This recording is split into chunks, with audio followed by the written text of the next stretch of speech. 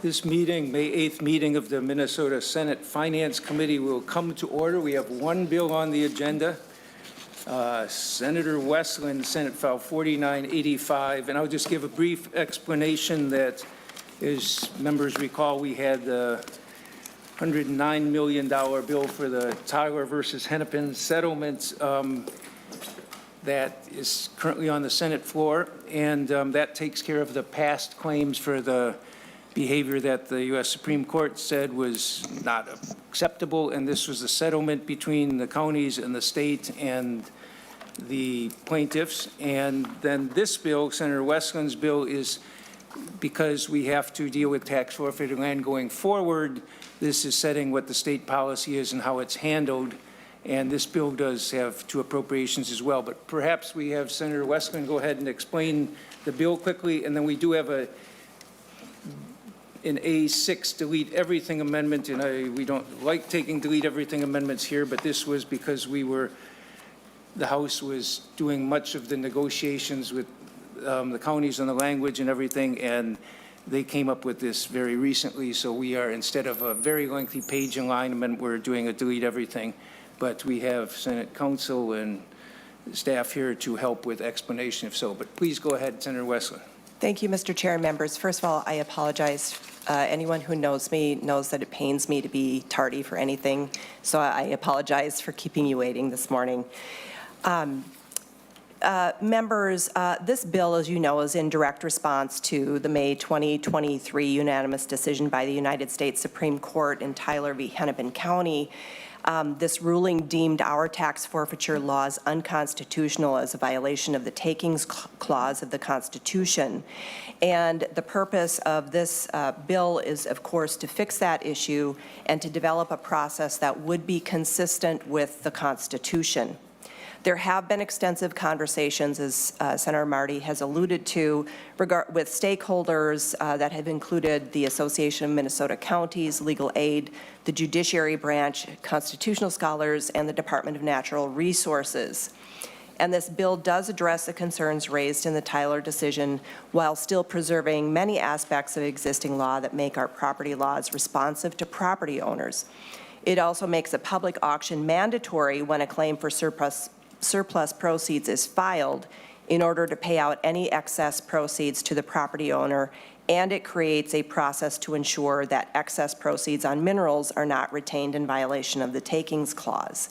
The bill does address the urgency of rectifying the situation deemed unconstitutional and aims to maintain transparency and fairness throughout the process for all parties involved. And again, as Chair Marty has mentioned, as this bill has been making its way through the other body, I am getting daily reports of tweaks and changes that have been made, and we've been trying to keep up with those on our side, but it has traveled a little bit further and differently in the other body than it has here. And so, again, I typically would also not want to bring a DE amendment here. It just was going to be a lot easier to follow, and would also put the bill in shape consistent with what is traveling in the other body to help us make sure that we process this in an efficient manner. And as we all know, this is critical. This is, I think, a priority for the legislature and the administration to make sure that we address the unconstitutional nature of our current and existing statute. So, Mr. Chair, I would request that the body or the committee would move the amendment and adopt it. Do we want, should we have maybe Mr. Sylvia or Mr. Stanley go through the gist of the DE amendment, A6? There is a summary in the package. You want to just briefly comment, either of you? Mr. Chair, members, is it your intention to have Mr. Stanley and I just kind of briefly walk through each section of the amendment? Okay, thank you, Mr. Briefly, Chair yes, and okay. members. Section 1 of the A6 amendment would add to the statutory notice of expiration of redemption form.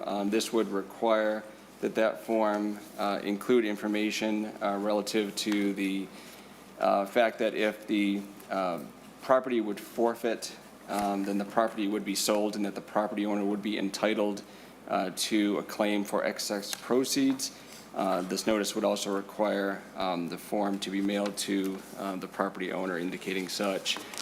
Section 2 of Section 1 defines sort of three key terms that are found within this amendment. That would be interested party, mineral interest, and minimum bid. And I will just inform members, because those terms are important to this draft, that interested party means any party with an interest in the real estate, including but not limited to an owner of the property, a lien holder, or any other party who has filed their name according to state statute. Minimum bid for purposes of the required auction means the sum of delinquent taxes, special assessments, penalties, interests, and costs assigned to the parcel. Subdivision 3 of Section 2 would authorize interested party to repurchase the property prior to action by paying the sum of all delinquent taxes, assessment fees, as I just indicated. Subdivision 4 requires the county auditors to sell the tax forfeited property at a public auction to the highest bidder in a manner reasonably calculated to facilitate public participation, including an online action. At this public auction, the county auditor must calculate the minimum bid and make that amount available to those attending the auction. Lastly, if no buyer is willing to pay the minimum bid as determined by the county, the state will be deemed to have purchased the property and the parcels will be disposed of under current law. Subdivision 5 requires that when property is sold, the amount of that minimum bid shall be deposited in a county's forfeited tax sale fund, and that any excess be made available for claims under Subdivision 6. And Subdivision 6 of this amendment is where the process for claims of surplus proceeds is found. And this requires the county audit to notify any interested party within 60 days that if a sale of tax forfeited land results in a surplus, then a claim may be made for that surplus. If only a single claim is made, then the county auditor may pay the surplus proceeds to the claimant at that time. If there are multiple claims for the property, then the payment must be divided proportionally. However, if the county auditor is unable to determine who is entitled to that surplus, then the county auditor may deposit the surplus money in a district court and file a petition asking the court to determine the claimant's rights. Subdivision 7 governs the manner of service concerning notices concerning the surplus proceeds. Section 8 provides for the process for forfeiture of any iron-bearing stockpiles, minerals, and minerals interests. Roughly the same sort of process for those. However, county auditors are required to notify interested parties within 60 days if their value exceeds $50 for any mineral rights. Subdivision 9 provides for the expiration of surplus proceeds. They would then be returned to the county's tax sale fund if no interested party makes a claim within the applicable time limit, or it's determined that no claimant is entitled to the surplus.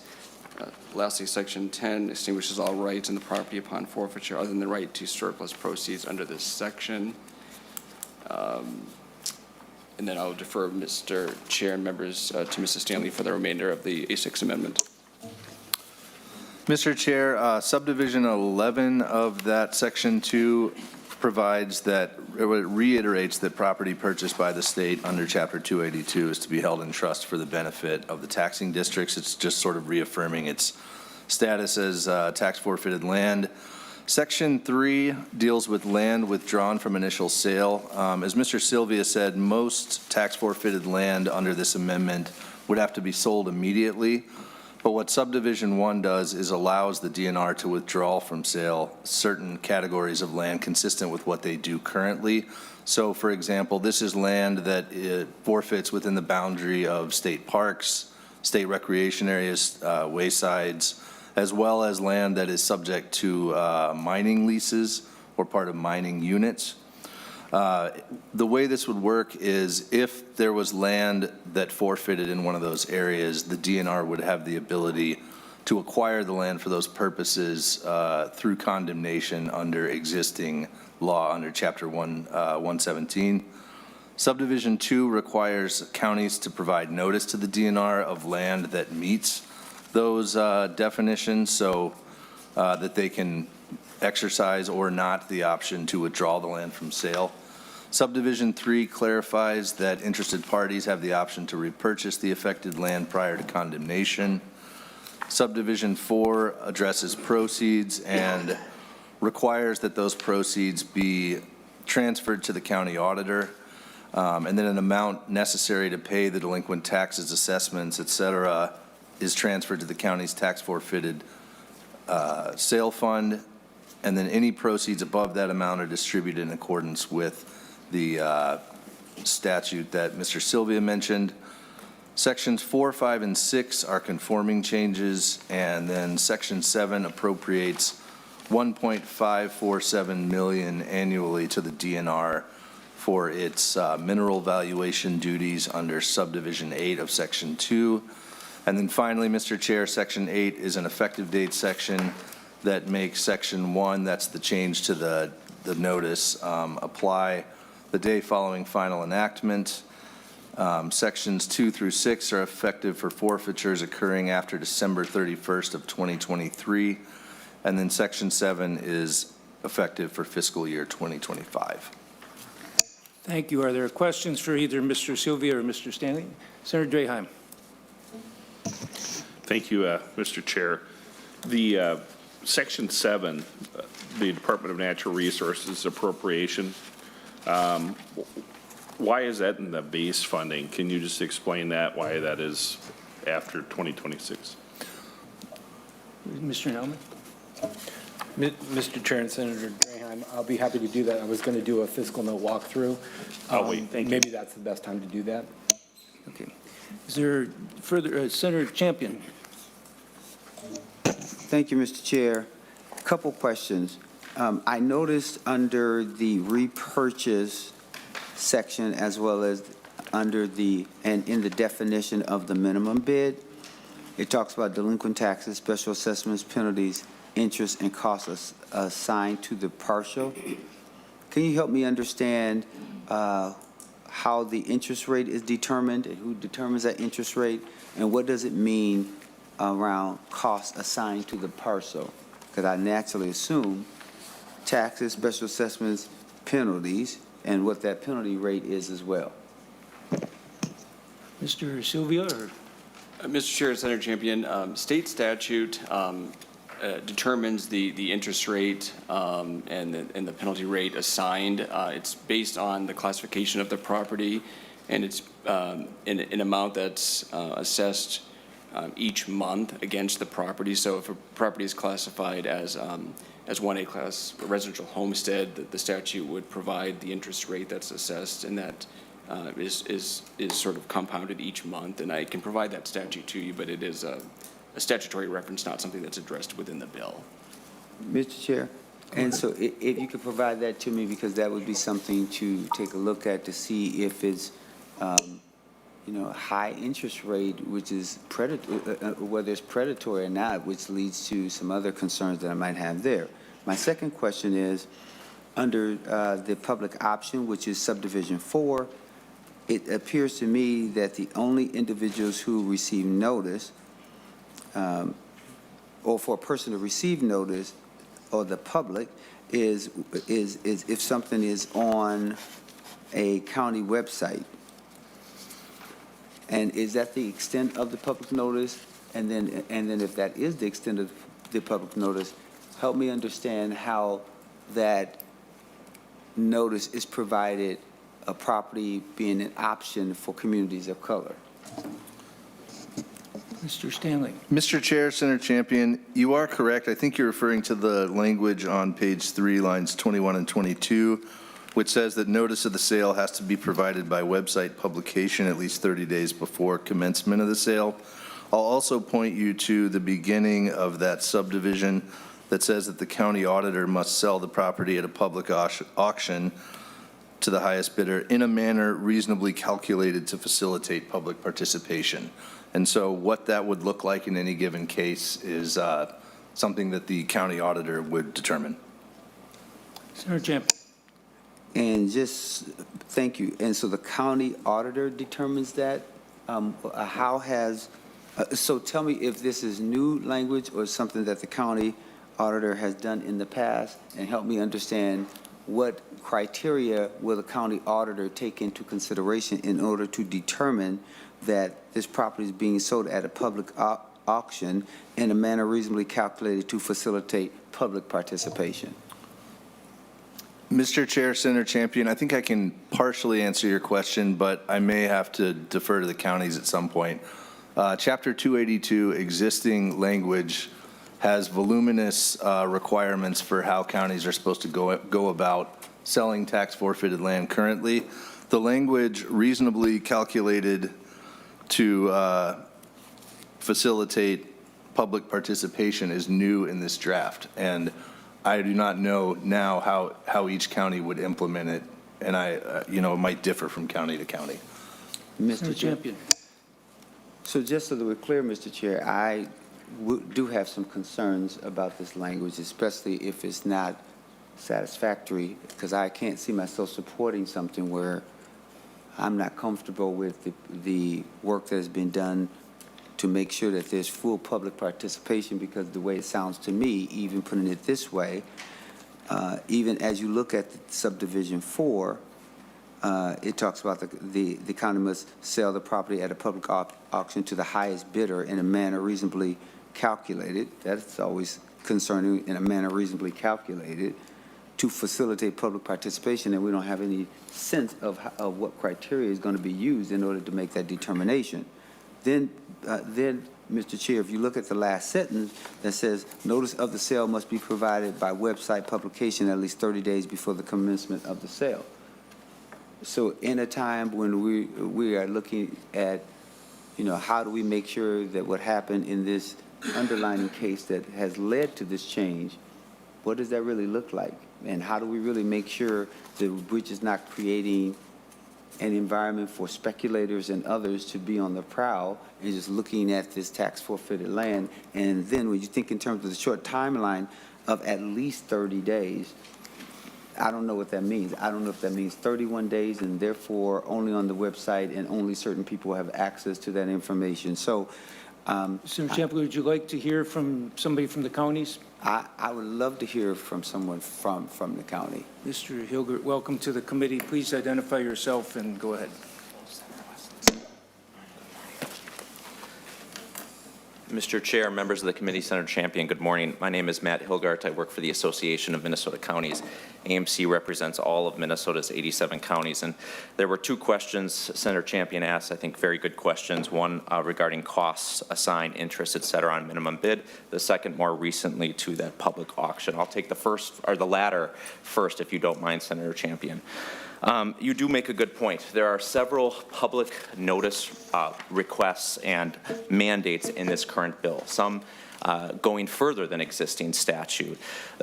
There's a difference between the public auction and our requirements as a governmental entity for providing notice before the sale. There's also extensive requirements of notice to the actual homeowner during this process that I would argue are beefed up from current statute. And this requires not only mailing, certified first-class mail, in-person service, our lists and publications that cost counties. I'm sure that you've all had these bills before to exempt us from publishing in the newspaper. That's still in those laws. Your question that you asked is when that sale does occur, when the redemption period closes, when that notice of expiration has finally been given, then yes, this goes back to, as Mr. Stanley said, kind of how we run the current process in 282, which allows a 30-day notice in online site to post those sales. That is a policy decision. If you have thoughts or considerations on how we beef that up to be more transparent, to get more bidders or people participating in those sales, certainly open to that. Regarding the first question, Senator Champion, if you don't mind, I'd like to answer just the question on cost, because that is a broader term, right? I will be straightforward. AMC is certainly supporting this bill, but it is not the bill that we brought forward to the legislature for consideration. And part of the consternation that we've had this year working through and with the authors collaboratively is how to balance this new constitutional test that we have to do to create a constitutional process, how to keep surplus for the owner, how to protect the homeowner, and also how to protect the property taxpayer, plural, i.e. the other property taxpayers that are paying their property taxes. Because the fact remains, this process is going to be extraordinarily costly for counties. And we talked about that the last time we had the settlement bill in this committee. So when we talk about what's going to be part of that minimum bid, it's not all property taxes that you haven't paid. It's only the delinquent taxes. And that was a point of consternation for us and a respectful discourse between the authors and association. Our request was to include all property taxes that were owed up until point of sale. This does not do that. This only includes delinquent taxes. However, I think everyone did agree that it should include the elements of those delinquent taxes, the interest, the assessments, if there was a sidewalk assessment that was attached and not paid, and then costs incurred to the parcel. And I believe the terms that we use here is costs assigned to the parcel. Originally, it was costs levied to the parcel. We don't levy costs to parcel. So they did, I would say, I'd argue they changed it to a technical change to say costs assigned to the parcel. And what those mean, Senator Champion, is when we are going through, when counties will get these properties in the 6 months prior to sale between the NER and the point of sale, we still have functions that we have to do. There's going to be auditor time, there's going to be legal time, there's going to be publication costs for us, there's going to be the cost of potentially cleaning those properties up. If we know that there's a property that forfeited in Senator Mohammed's district, we have to put it for public sale. There's been a ton that maybe this owner was a hoarder and there's a lot of property and materials in that property. The county will have to go in and take those materials out. We might actually have to secure some of the facility. We might have security services that are checking. We might have mowing. We might have services that would mow that property throughout the time of summer. So those are the types of costs that we would like to add to that minimum bid. And I hope I answered that second question for you too. Senator Champion. Yes. So, Mr. Hilgard, thank you so much for giving us that sense of it and even some of the challenges that the counties has.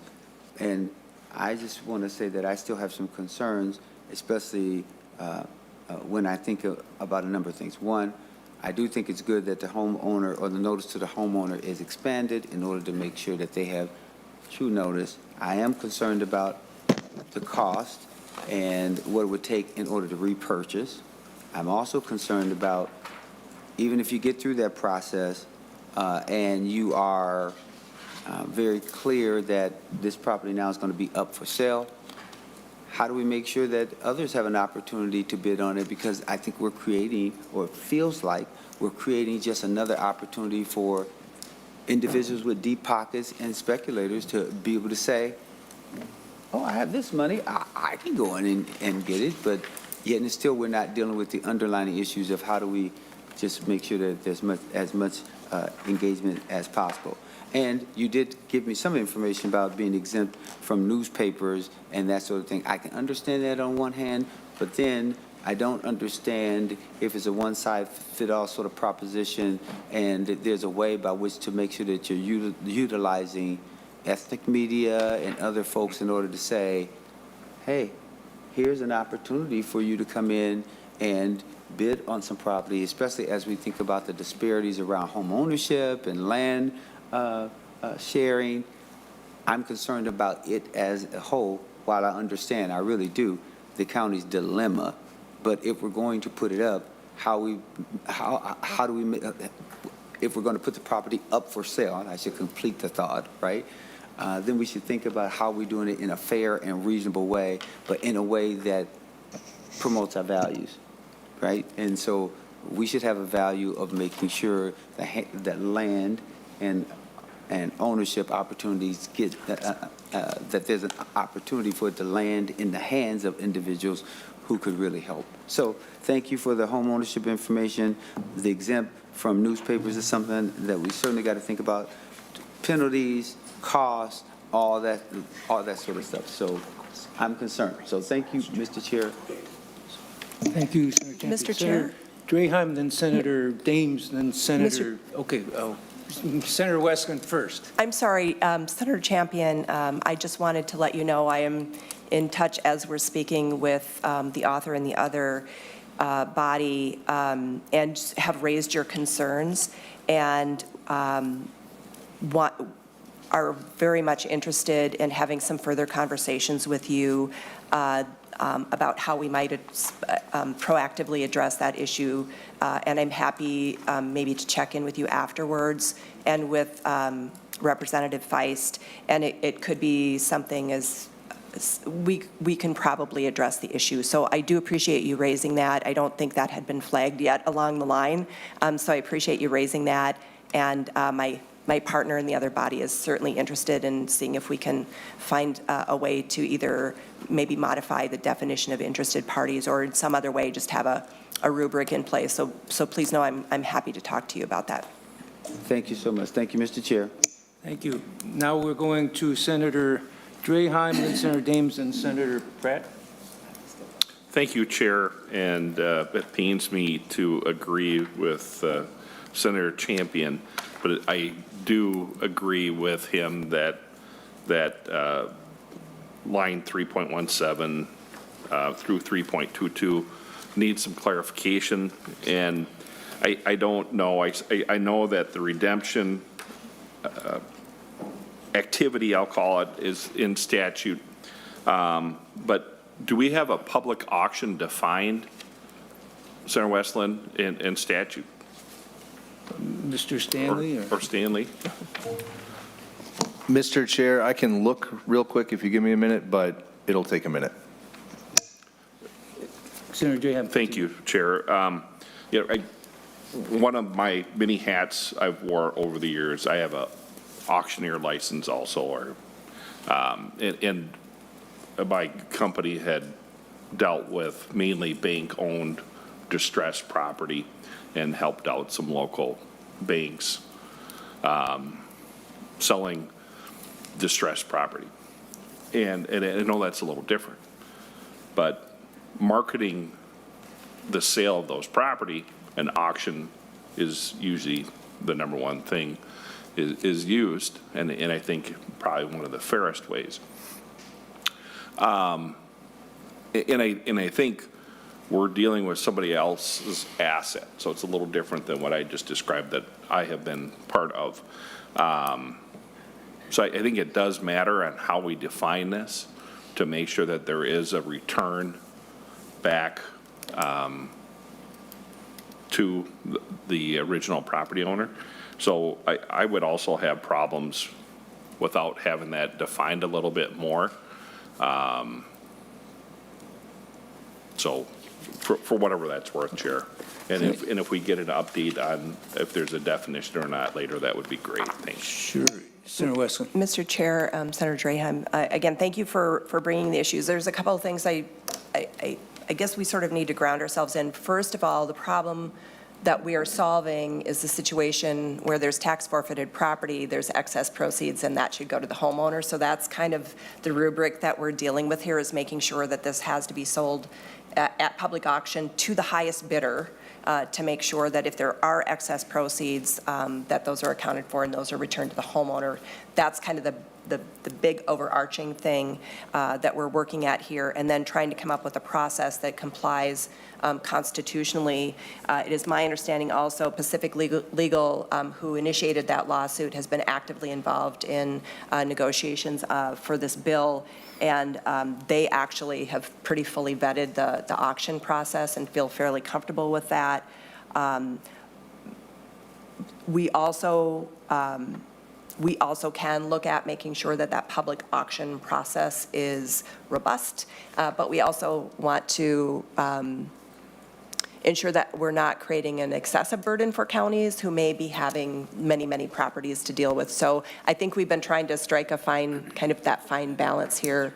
But I do want to make sure that we're really grounded in the fact that we have a constitutional takings issue. And we want to make sure that the counties are not keeping excess proceeds. And Senator Draheim, also in terms of wanting to get the highest bid. I think the counties and most of these properties actually are losing money, so they have that incentive as well, but yes. But Yes, and just a fair, transparent process, I think is all, what we all want. And, you know, I do think we should give the counties some guidance. And, you know, I think that's part of our role here. If we're going to require them to do something, even though we're reacting to Supreme Court, but we should give a clear guidance. And obviously it isn't clear the way it's drafted. So thank you. Senator Marty. Mr. Stanley, did you have anything more to add on that? You were looking at something, or did you? Mr. Chair, I'm not sure if this qualifies as more, but what I will say is, in response to Senator Draheim's question, there is no definition of public auction in Chapter 282. What there is a lot of words that govern how an auction is supposed to happen, what kind of notice is required before the auction can happen, whether or not an online auction is allowable. And so it's not packaged in a neat sort of way. It's not all in one place. It's sort of throughout Chapter 282.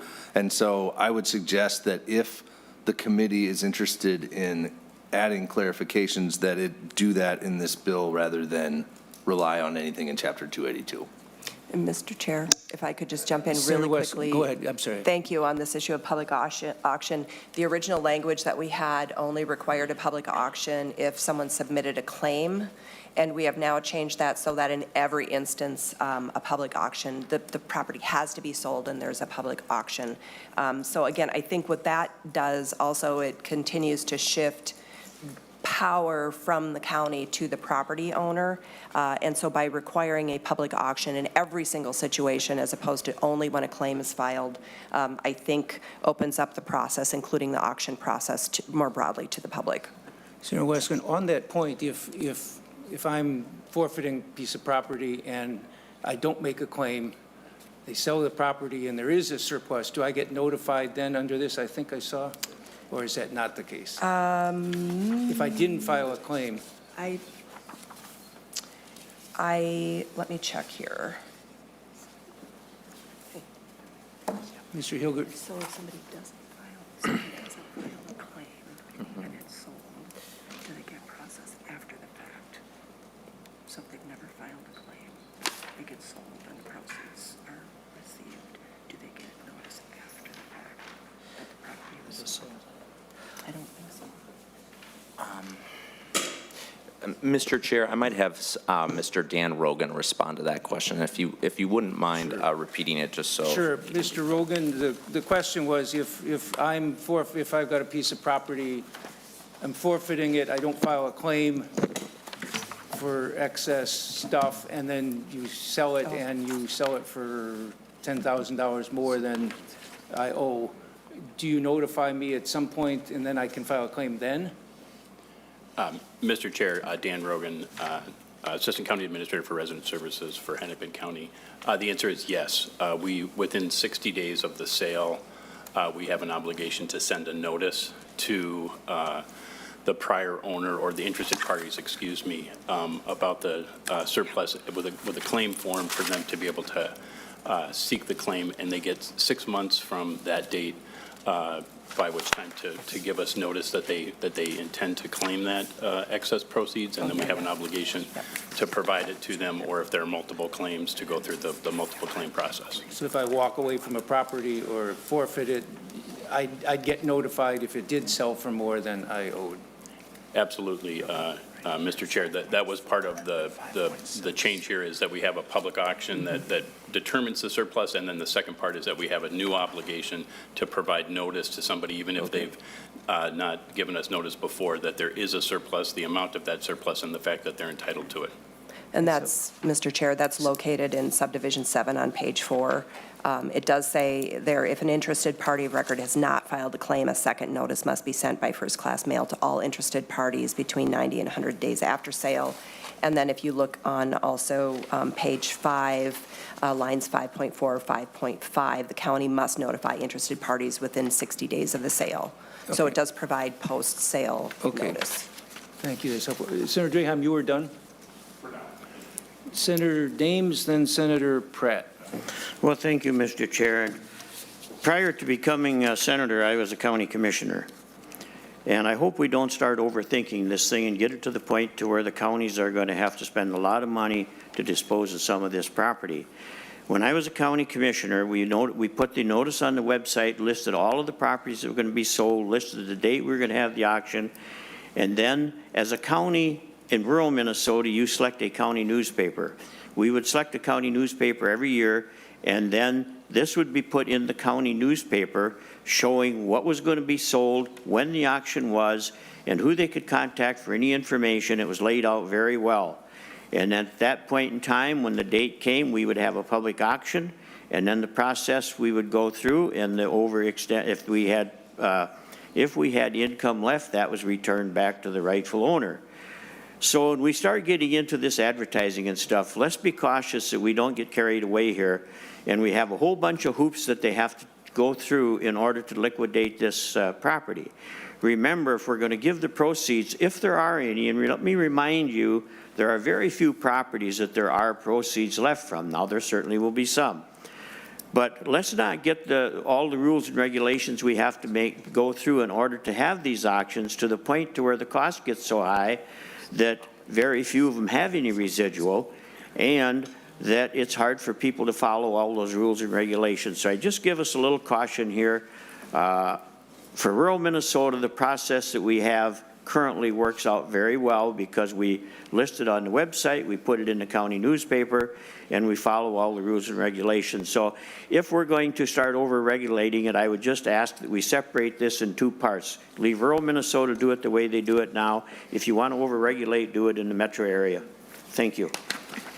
Thank you, Senator Dames. Senator Pratt. Well, thank you, Mr. Chair, and Senator Dames, please don't try to help me out anymore. As a metro legislator, I just have a couple of technical questions, I hope. I was wondering if somebody could help me understand how we could have multiple claims on a single property. Dan. Mr. Rogan. Mr. Chair and Senator, there could be multiple claims because there's interested parties can include people who have a lien on the property. So we could have a mortgage on the property, the owner of the property. There could be a lien on the property because somebody did work on the property and claims that they weren't paid, and so there was a lien on it. So all of those interested parties, all of those parties who have an interest in the property get notice and are defined under here. And then finally, there are even those who haven't filed anything but might have an interest in a property because they're an heir of somebody who passed away and it hasn't gone through probate yet. So the idea for this is that an interested party is anybody who can either has filed a claim already or is somebody who could prove up a claim. Senator Pratt. Thank you, Mr. Chair. And then I was kind of curious. We talk about reasonable costs, but we don't really ever identify what those reasonable costs are. And I think back to a conversation I had with Senator Weber where there was a property with an old school that had fallen into disrepair, and they had to they had to demolish the building, and that was a cost. Where do we define what those reasonable costs are? Mr. Hilgert. Mr. Chair and Senator Pratt, unfortunately for counties, the only thing that we are able to recover in terms of our costs are defined in that minimum bid section on 3.8 to 3.9. And it is not the cost that you referenced to clean up a school, the $900,000 that Senator Weber's district had to spend 4 years of their county program aid to clean up that school. That is not something we would be able to recover in this new process. And so I think you might not have attempted to make this point, but you have illustrated why this will be extremely costly. The only thing we will be able to recover is the years of delinquent taxes, the interest and penalties on that. And I'll follow up with Senator Champion before, but we actually we allowed flexibility to reduce that penalty and interest last year. We worked with legal aid to do that. So those interest and penalty rates can be lower than what we've seen in statute before. And then, as we say, any assessments or costs assigned to the parcel. And cost is what I explained to Senator Champion in that time period that we have before sale, cost directly attributable to us managing that parcel and preparing it for sale. Senator Pratt. And thank you, Mr. Chair. And then when we're talking about lands withheld from initial sale, I'm, not being expert in this. How do we determine the value Is that going through the three, as I recall, there's usually like a three-member mediation panel or something like that that would determine that, or? Mr. Chair, Senator Pratt, the way the bill is written, it would plug directly into Chapter 117, which is the existing eminent domain statutes. And so the process for valuing those would be the same as the process as currently under Chapter 117. The bill doesn't create a new process for that. Senator Pratt. And thank you, and just curious, would that also include, as we've talked about the mineral rights, would that include the mineral rights discussion at that point as well in the total value of the property? Mr. Stanley. Mr. Chair, I'm not too familiar with Chapter 117, but I imagine that as part of valuing the property, all aspects of the property would be valued, including minerals. Senator Pratt. Thank you, Mr. Chair, and I'd asked Mr. Stanley earlier, and I'm wondering if he's gotten an answer. Does the definition of minerals include aggregate or gravel? Mr. Chair, Senator Pratt, it does not, and there are people from the DNR in the audience who can talk to you about that if you're interested in hearing more. Senator Pratt, are you interested? Yeah, I'm interested. Somebody from DNR, All right, please. somebody's going to have to. Thank you, Mr. Hogan. Welcome to the committee. Please identify yourself and go ahead. Good morning. My name is Joe Henderson. I am the Division Director for Lands and Minerals Division, Minnesota DNR. And did you hear his question about whether? I did, and it is correct that Mr. Stanley is correct. Aggregate is dealt with as a surface estate. It is not part of the mineral estate, so it would be transferred with the surface. Thank you. Senator Draheim. Thank you. If I could add on to Senator Pratt's question. So can you give us a list of what is a mineral? I mean, would that is that like the irons? It's not helium. It's not sand, gravel. Thank you. Mr. Henderson, go ahead. Chair, Senator. So mineral estate would deal with, you are correct, typical things that we think of like ferrous and non-ferrous, your iron ores and others. But it also may seem odd, but we do define the mineral estate to also include gases. So the new helium project that is being proposed would be part of the mineral estate. Hydrogen, if we're discovered, it would be part of the mineral estate. So we would have to assess those things as part of this. Dimension stone, that we have around us here, part of the mineral estate.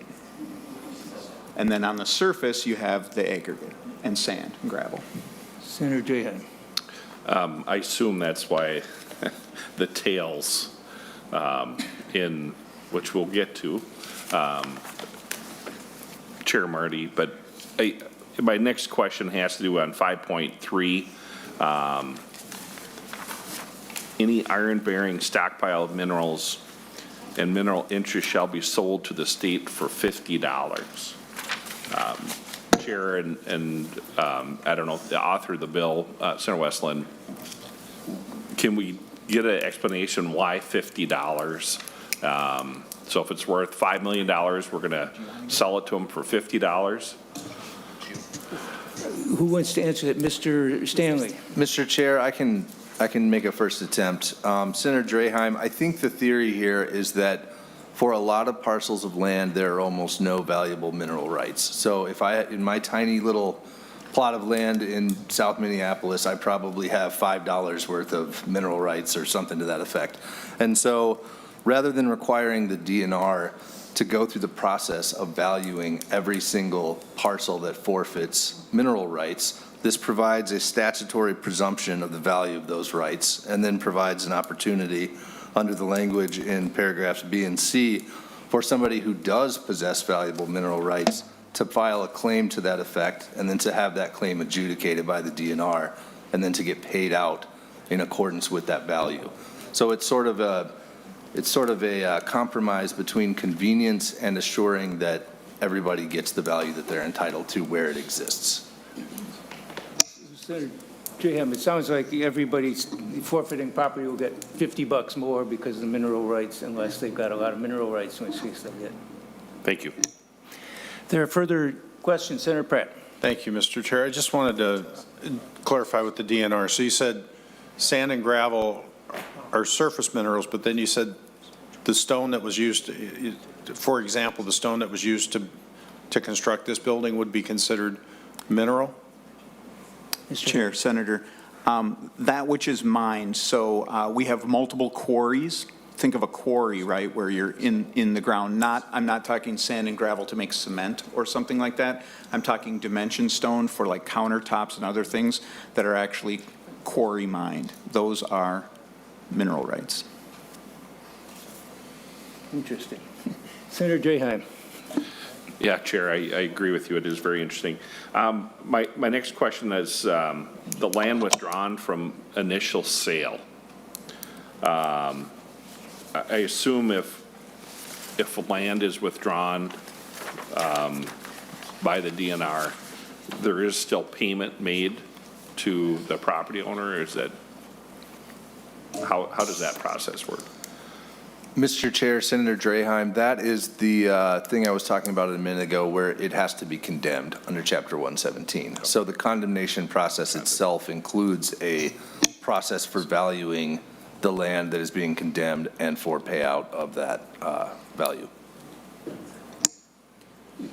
Is there further discussion on this? If not, Senator Mohammed moves a 6th amendment. No further discussion. All those in favor say aye. Aye. Opposed? Motion prevails. Can we get Mr. to Chair. the fiscal part of it now? Before you Senator go there, Dames, go ahead. I just do have a question on condemnation rights. So what's going to trigger condemnation? So if there's a piece of land that DNR wants, are you going to go through condemnation to get it? Mr. Hilgert or Senator Westlin or Mr. Henry? Mr. Stanley. Mr. Chair, I believe that you are talking about the language on the bottom of page 6, and what this does is require that a county notify the DNR whenever land forfeits that could potentially be withdrawn under one of these statutes referenced on lines 17 and 18. So if, for example, a piece of land forfeits within the statutory boundaries of a state park, the affected county would be required to notify the DNR of the forfeiture so that the DNR could then decide whether or not it wanted to exercise its authority to withdraw that land from sale by commencing the condemnation process under Chapter 117. Mr. Chair, follow-up. Go ahead. So why would we not just put it up for public auction and let the DNR come and bid on it? Senator, Get a fair price. who wants to, Mr. Hilgert?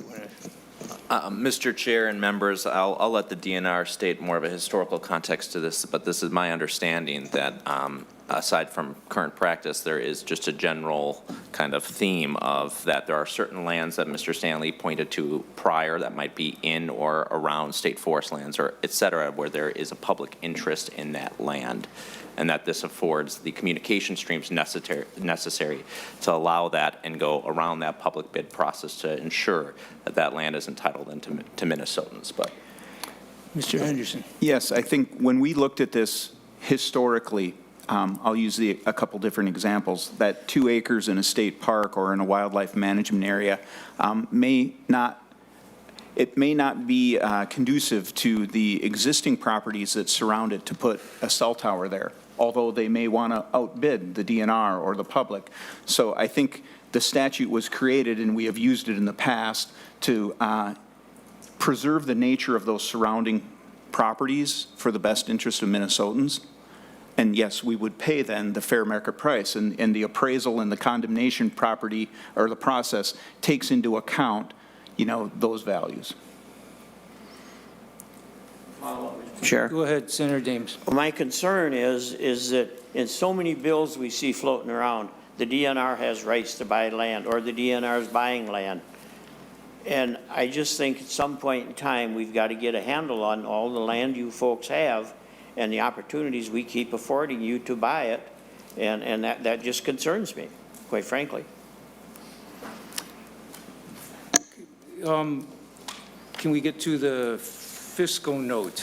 Mr. Nauman, do you want to Mr. Chair and members, I'll call your attention to both the A6 as well as the fiscal note, because I'd like to draw, with your permission, a distinction between several buckets of resources. So on the front page of the fiscal note, members will note that the Department of Revenue has flagged some relatively small amounts of appropriation that they would request under the language of the fiscal note. That's not being provided in the amendment that was identified.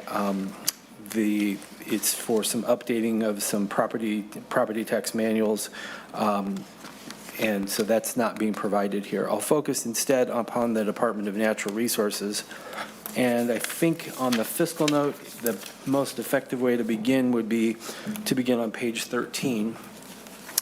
The agency, you've given your conversation already, members will note that there is some ongoing work that will be required by the Department of Natural Resources to manage this process that's contemplated in the language. They have flagged some DNR attorney work, some engineering work, some geologist work, and some support staff, all of which will have ongoing costs. And flipping then to page 14, members can see that there's a handy little chart there that identifies 1.5 FTEs of attorney work, 3 FTEs of engineering work, economic geologists, 2 FTEs, and a project manager. The AG's office has some anticipated costs as well, which are offset by some anticipated revenues. Or those are rather costs that the agency would pay to the Attorney General's office for their anticipated attorney work. That's a good point to mentally draw a line, because I'm going to draw a distinction between the two appropriations in the bill, and I'll flip back to the A6 in a second. So if you draw a line under the Attorney General's office costs and sum that up, either in your head or, trust me, it's $1.537 million. And that would be the appropriation at the very back end of the appropriation of the A6 amendment. The bill provides, or the amendment rather, provides an appropriation for the direct appropriation for the work that the DNR will have to do in response, that they have flagged here, and that will be included in the base on an ongoing basis to pay for those staffing needs to make all of this work. Then the rest of that little chart includes the purchase of the mineral interests and the claims on forfeited mineral interests. And the language in the bill and the work that the agency did in preparing the fiscal note is a best estimate. The language in the fiscal note in the paragraph preceding the chart itself will give you an indication that it is in fact an estimate. There's a lot that we don't know, and the price of the claims on the forfeited mineral interests could be lower, it could be higher. They developed their best estimate on a formula and provide that to the legislature for its consideration. There is language on page, I believe it's 5. Yep, page 5, line 31. The amount necessary to make payments under this subdivision is annually appropriated. In the fiscal note, the agency assumed that language there would pay for all of the costs of the fiscal note. And in the legislature, through the author's advice and others involved in this process, have decided to make the distinction, do a direct appropriation for those staffing costs and have a statutory appropriation for those prices of the mineral interest. And I think that's probably an appropriate way to distinguish that the estimated prices on an ongoing basis qualify under best practice for statutory appropriations, and then we'll do a direct for the appropriations for the staffing. So, Mr. Chairman, I appreciate the opportunity to walk through those distinctions and walk through the fiscal note. I'm happy to answer any questions. Questions from Mr. Nelman. Senator Draheim. Thank you. I guess my question has to do with how many properties that we're looking at here, and I understand we should have some historical data on traditional foreclosures and what numbers that is. So out of the 2,500 properties, Chair, paying $50 apiece, that I understand that, and I get that. And I understand the concept of that. What I'm having a hard time with is the DNR assumptions. It says 210 claims per year. Is that my understanding? I'm looking at page 14, that third little paragraph. Yes, Mr. Chair and Senator Draham, I think that's the right paragraph to identify, and, I think all of us, the one thing we know about this number is it's not right. We just don't know what direction it is. The cost could be higher, they could be lower. I think the attempt here is to make sure that, that it's the best estimate. If this bill that we have, and I personally don't have anything better to use at this point. What I will say is that, and this isn't directly responsive, but we would track this as two separate appropriations coming out of this committee, one the statutory and one the direct, if this were Senator Graham. Thank you. Then will there be two special funds identified then under the DNR budget specifically for these two purposes? Conveniently, Mr. Chair and Senator Draham, the fiscal analyst for that budget area is in the room. I think that I would say it wouldn't be a special fund. These are both general fund appropriations. I'm fairly certain that he would track that on his spreadsheet as two items. And I think you could think about the statutory appropriation as something that would be forecasted on an ongoing basis once we have some experience looking at this. I think the agency would very quickly say it could contract if the demand is lower for that appropriation. And the idea here is to emphasize the statutory appropriation being one that can expand and contract based on experience, but the direct would be the amount that would be what the agency would truly need for their staffing costs associated with this. So, thank you. With that, then how do we track this in two bienniums when we forget that we did this? How would we track what the use is? Mr. Chair, I can let the agency speak to this more directly, but I think once we have some experience under our belt, the agency will, it will get forecasted as part of the the twice-a-year forecasting process. Mr. Mueller has joined us now. Mr. Mueller on that point. Mr. Chairman, the direct appropriation that is included in this bill would become part of the agency's budget. But since it's a separate appropriation, it wouldn't just be rolled into their larger, operating budget. We would track that separately as a separate line item. And we have to remember that since this is appropriation specifically for this purposes, if they don't spend it just for that purpose, it cancels back to the general fund. But it will become part of their base budget, and we would examine that, with each biennium to see if they're actually what the expenditures are for this appropriation, to see if it's still the right amount to appropriate in future budgets. Senator Brett. Thank you, Mr. Chair and Mr. Mueller. So with that, we appropriate $2.1 million, $2.2 million for this, and on the hypothetical that maybe there's a $5 million claim or a $5 million finding, and we've only appropriated $2 million, would that statutory appropriation automatically draw down from the general fund without legislative changes?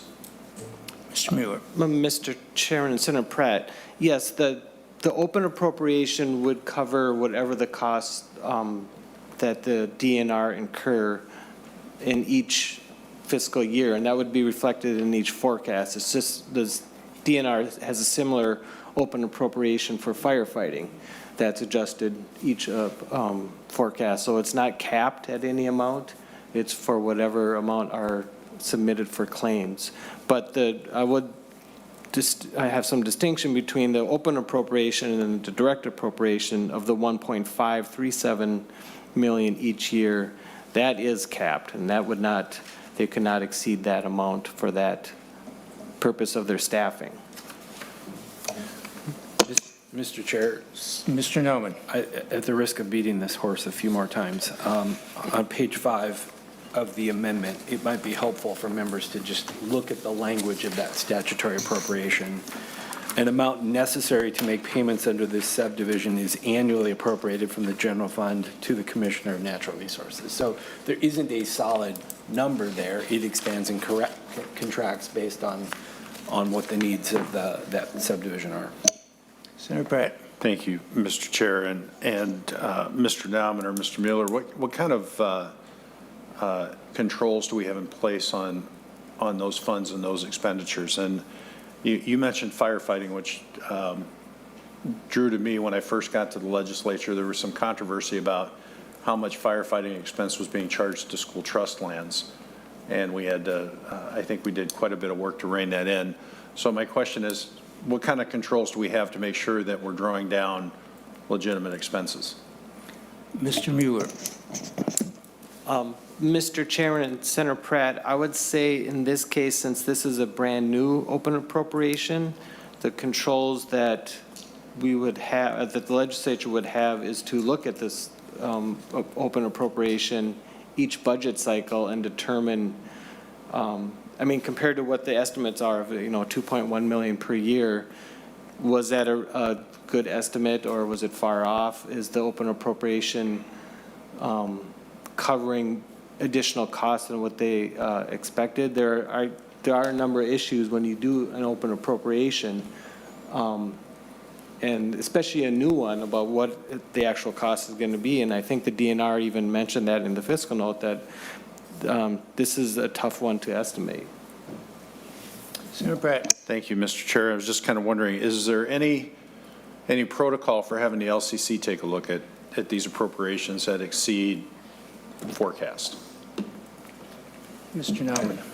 So, Mr. Chair, I think if you were to ask, if you had M&B here, they would probably suggest to you that's what the forecast is for. It does an estimate twice a year that estimates the demand. I think the subdivisions in this bill set some limits on what the appropriation that we've just been most recently talking about can be used for. And I think the question is to what degree has the agency in the fiscal note properly estimated a number?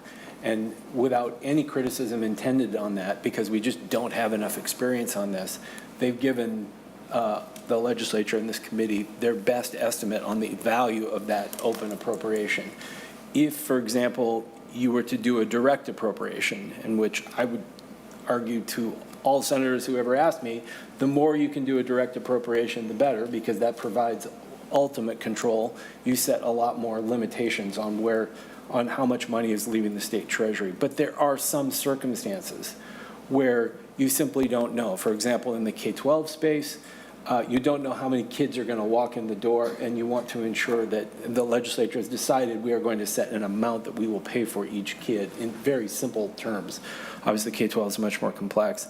You want to be able to ensure that that appropriation can expand. So an open appropriation is provided under the general education formulas to allow for kids that are walking in the door, for them to each kid to receive an education that is paid for by the state. Very simple terms. This is another example where there is a need established, and in order to pay for that need, an open appropriation is deemed appropriate. But as Mr. Mueller has already indicated, there will be many occasions where the Environment Committee in specific will want to go back and look and with some time to figure out, is this, are we meeting the need with this language? And in order to tighten it, you would have to tighten the available constraints in the subdivisions that precede that appropriation. So it's a very interesting fiscal question, like, do you want to have an open appropriation? Do you want to have a direct appropriation? And I think in light of some of the legal questions associated with this, it's probably appropriate to have an open appropriation here. Senator Pratt. Thank you, Mr. Chair, and thank you for that, Mr. Nauman. And certainly, I can see both sides of the issue, right? One, we want to make sure that landowners who have had their property seized are settled on a short timeline. My concern, though, again, is around the financial controls. You use the K-12 as an example, but every October 1st, and I'm trying to remember the acronym that goes with this, we would report our census of students, and that was the basis for funding, and there were some audits and some tracking that goes along with it. I'm not seeing those same types of controls, which was why I initially thought maybe this was an appropriate place for the LCC to step in, so that, let's say there was an expense that the DNR was trying to, or a draw from this that the DNR was trying to make that maybe the legislature thought was an inappropriate draw, they would have that ability then to weigh in before it was approved. And maybe, maybe all these draws over, let's say $10,000 would be reviewed by the LCC. Senator Pratt, I think I understand the concern. Maybe we should have DNR come back up again, but I think the way they've divided it, the staff or whoever put this together, divided it, the direct appropriations are the things that, well, if they don't need if they don't need an attorney, if they don't need whatever, that the Environment Committee can be looking at that. But the claim, since the only thing that comes out of that statutory appropriation is the $50 payments and the estimate of the $2.1 million for the bigger claims, because I got a big piece of property, a lot of mineral rights and so on. Anyhow, it seems to me that they can't use it for anything other than that. It's purely for that purpose. But maybe if, I don't know if that answers your question, but maybe Mr. Henderson has. You did a fine job. There's a lot we don't know, right? And you are correct. We have to create the program, because what we know is that for every forfeited property, we will have to send $50 and track that money that we send out and create that. And then for anyone who claims that the mineral value is in excess of $50, we're going to have to do an assessment, and that's why we need the geologists, that's why we need the engineers, that's why we need the planners, and then we're going to have to defend those decisions for anyone that challenges us on whatever number we come up with. And so we focused on the traditional minerals. We didn't even really contemplate, I mean, all of us wouldn't have thought they're going to find helium in northern Minnesota, yet here we are with a world-class deposit. What are we going to do? Hydrogen and other things too. But we did the best we could at the time, and you're all correct in that we may have very low draws and payments for many years, but then you may have one property that forfeits. You would hope it wouldn't. You would hope someone would buy it because the mineral value would be high enough, but lo and behold, it forfeits, and we have a substantial mineral excess. It could be over $1 million easily. And we have to have that open appropriation then, or it would sink our budget. Senator Pratt. Thank you, Mr. Chair. And I'm not debating the need to have that open appropriation at some point. I'm just trying to make sure we've got the proper controls on it. There have been a couple of times in my legislative career when we've looked at expenses and draws on funds, and we say, well, is this appropriate? Why are we doing this? And the answer has been, oh, we've been doing that for years. We've been doing that for a long time. And we as a legislature are not set up to have that kind of managerial insight into some of these draws, other than the LCC process. And that's why I'm wondering, how do we get that? One, what is the auditing process that would be in place, and two, where is the oversight for us as policymakers to say, okay, maybe that because this is such open language, right? We may want to clarify it later in the future, and I'm even suggesting we clarify it now, that any claim over a certain dollar amount would, have to be reviewed by the LCC, or aggregate claims, over a certain dollar amount would be reviewed by the LCC, to make sure that we're not getting into these precedent-setting routines that, 5, 6, 20 years down the line, we just look at it and say, oh, we've been doing that forever. Mr. Henderson, any comment on that? Or how does DNR and MMB work together on, if you have, in this case, you don't have them yet, but if you have one in this case, it's a very high cost one. DNR, your people are making the determination of how much it is.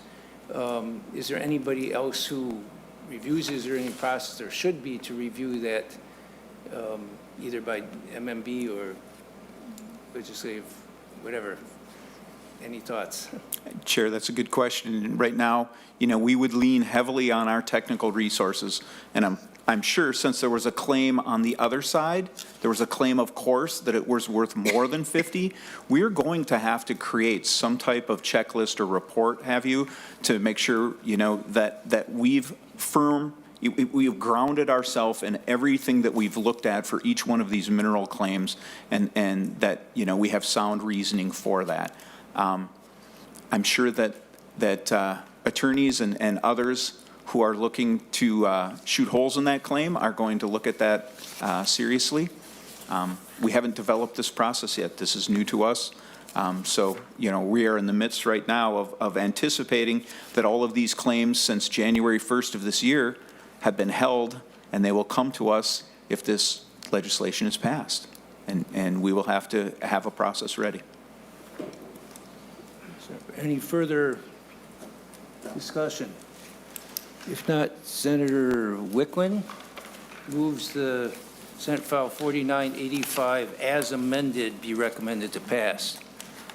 Is there any discussion? If not, all those in favor say aye. Aye. Opposed? Motion prevails. Thank you, Mr. Chairman. Thank you, Senator Westlin, and all the staff that helped and so on. For committee information, I know we have one more meeting at least. It depends on other bills, but on Friday we would be meeting at 9 a.m. in room 1150 for paid family medical leave. We will be making sure there's remote, because I don't know what else is going on Friday, but if some want to be remote. EMS is coming to work. And EMS will be coming? I think it is here. Oh, it's here, so we We'll may have to deal with that. as soon as we get everything in line for that, we'll have that one as well. But is EMS I don't know if possibly ready? EMS is ready, but I mean. If EMS is ready, maybe we should post it then and put it on the agenda, unless it looks unlikely. Anyway, and we'll, 9 a.m. in room 1150 on Friday then. With no further business, this committee is adjourned.